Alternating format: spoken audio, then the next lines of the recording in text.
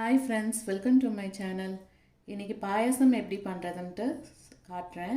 இது ரொம்ப ஈஸியாவே பண்ணிடலாம். ஆனா மில்க்மேட்ல வெச்சு நான் பண்ண போறேன். அதுக்கு தேவையான பொருட்கள் என்னன்னா சேமியா வந்து ரோஸ்டட் சேமியா, sugar வந்து ஒரு 5 ஸ்பூன் sugar, ஏலக்காய், நெய், திராட்சை, காஞ்ச திராட்சை, முந்திரி, சும்மா கொஞ்சோண்டு பிஸ்தா வெச்சிருக்கேன்.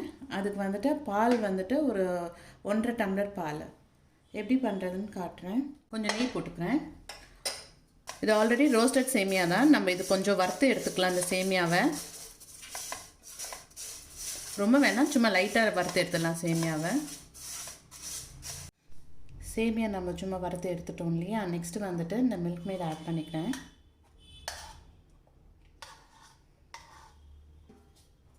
இப்போது நம்ம இதை டைல்யூட் பண்ணிடலாம் இந்த மில்க்மேடை.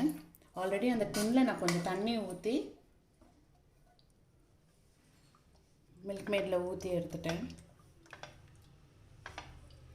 ஃபுல்லாக மிக்ஸ் ஆகி ஒன்றா ஆயிடணும். இந்த தண்ணியும் மில்க்மேடும் கரைஞ்சி வந்துட்டோன்னே நம்ம வந்து ஒன்றா சேர்த்துக்கலாம்.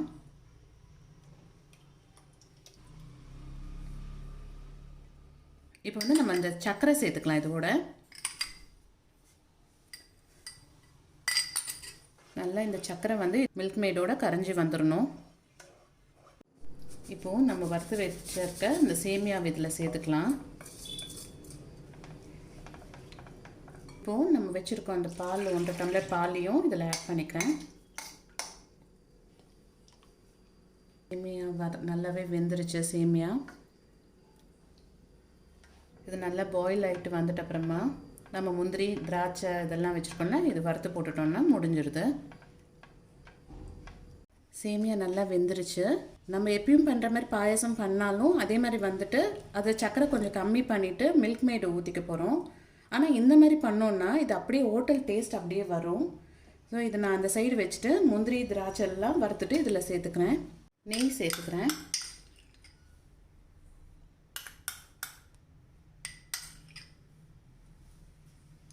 முந்திரி போட்டுக்கிறேன்.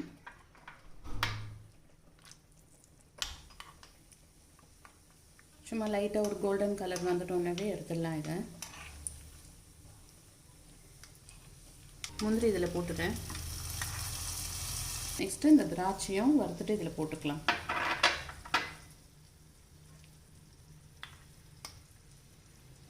இந்த டைமில் இந்த நேரத்தில் இந்த பிஸ்தாவும் சும்மா இதில் போட்டுட்டு அப்படியே அதோடு சேர்த்து நான் இதை ஆட் பண்ணிக்கிறேன். ஏலக்காய் தூளும் இதில் ஆட் பண்ணிக்கிறேன். 1/2 ஸ்பூனுக்கும் கம்மியாக போட்டிருக்கேன். ஏன்னா ஏலக்காய் தூள் என்கிட்ட கம்மியாக இருந்தது.